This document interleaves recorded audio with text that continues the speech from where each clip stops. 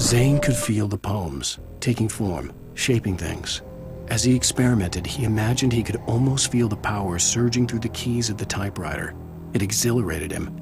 But there was fear, too. If not for his young assistant Emil, he would have given it up. But Emil convinced him otherwise. He too had a way with words. Hartman kept talking, giving Barry the grand tour, clearly proud of the place. He went on and on about his hunting trophies, and Barry was impressed. But he was here on business. He raised his voice, cut through the monologue. "Hey, Hartman, where's Al?" Hartman stopped in mid-sentence, annoyed at the interruption. He nodded at the hulking orderly standing nearby. The man smiled and clapped a practiced hand on Barry's shoulder.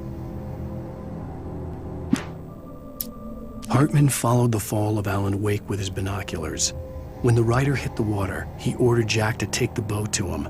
The spot was easy to see in the dark, even with all the extra lights in the boat. The flare floated and kept burning even in the water. Jack turned the radio louder as the engine sputtered.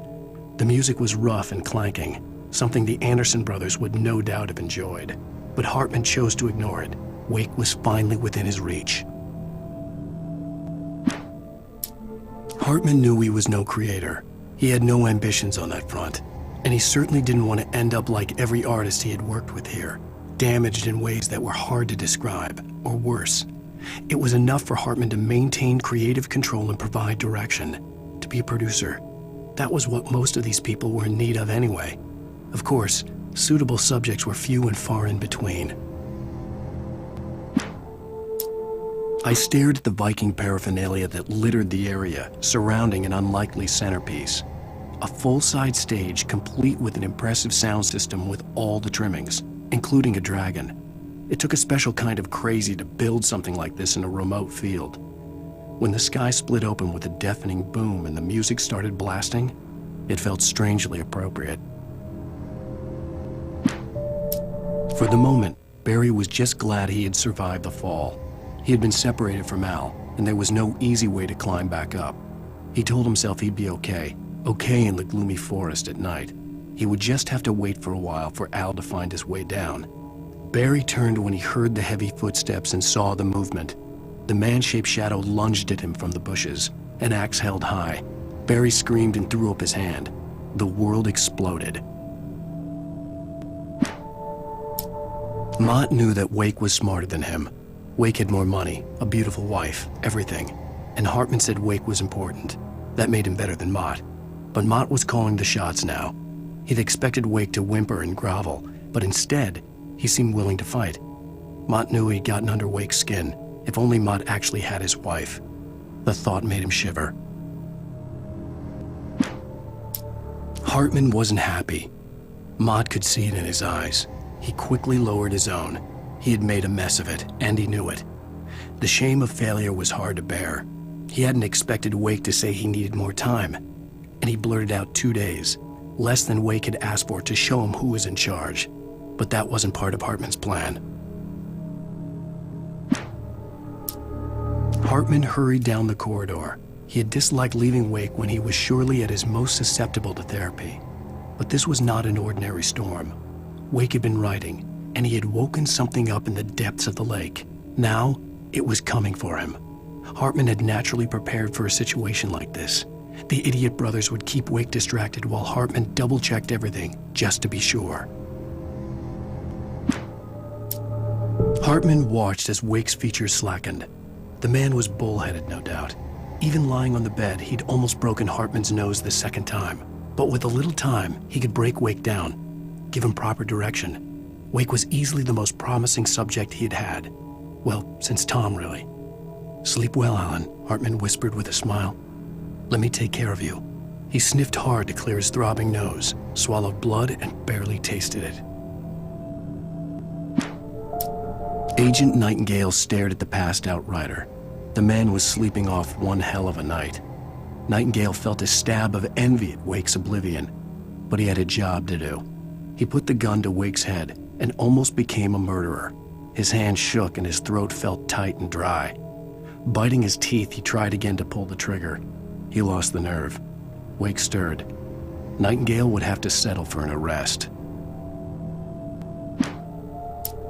The storm raged on as the Anderson brothers walked unsteadily away from the clinic with the other patients in tow, knowing that this time they wouldn't return. The darkness around them seethed with horrors, but Tor and Odin were unafraid. Their eyes glinted with guile. They knew every secret path, and there was blood on their hands. They had fought these shades before. The dark presence followed the choreography laid out to it in the manuscript, growing stronger and stronger, moving like a storm from one scene of destruction to the next. But it was still bound to follow the story and chained to the dark place it came from. When the story reached the end it longed for, it would finally be free. It's 1976. Madness reigns at the Anderson farm. Contrary to all logic, the headiest ingredient of their moonshine is unfiltered water from Cauldron Lake. The Andersons feel like gods. Odin can't stop laughing. He contemplates cutting his eye out. Tor runs across the field, naked, shrieking, hammer in his hand, trying to catch lightning. Their songs have power. Something ancient is stirring in the depths, coming back. Again, Alice's screams rang in the stillness of the night. I saw myself run toward the cabin, flashlight in my hand. I followed my past self. I was an out-of-body observer, a time traveler in a crazy drunken dream. This was the beginning. The night Alice had disappeared. The mystery of what had happened during the missing week was about to reveal itself. When he stopped the car at the Anderson farm, Walter felt relieved. Oblivion was close at hand. The brothers wouldn't miss a jar of moonshine or two in the booby hatch. But then he saw the man on the porch, and he knew who it was. Driving for his life and knowing it was useless, he didn't realize he was crying until he couldn't see the road for the tears. Hartman had never felt as anxious as during the week after Maud had managed to lose the Wakes. Their car stood by the path that had once led to Diver's Isle. Hartman thought about Thomas Zane's cabin in the depths. It was only a matter of time before Wake started writing. They had to be found, and fast. The moment he heard on the police radio that Sheriff Breaker had picked up Wake, he was already in his car driving toward town. For a moment, Hartman considered strangling the idiot. Mott was mean-spirited, but easily manipulated, an emotional infant who lived for his approval. Wake, by contrast, was a far more difficult subject. Mott had given him too much leash. In 2 days, who knew what could happen? Hartman would have to find a way to rein him in, and quickly. Deputy Mulligan tuned Thornton's chatter out. He didn't think writers were particularly useful people, and a huge manhunt for one struck him as idiotic. Certainly not worth the missed opportunity for coffee and pie. It wasn't even clear what the man had done, except run from them at the trailer park. Mulligan knew he wasn't alone. The sheriff's patience with the Fed was running out. As the deputies hauled Wake and Wheeler away, Agent Nightingale eagerly examined the stack of papers Wake had been carrying. It was incomplete, a collection of random pages, but there was enough. He saw his own name in there, among others. His hands shook with emotion. Finally, it was proof. He had been right all along.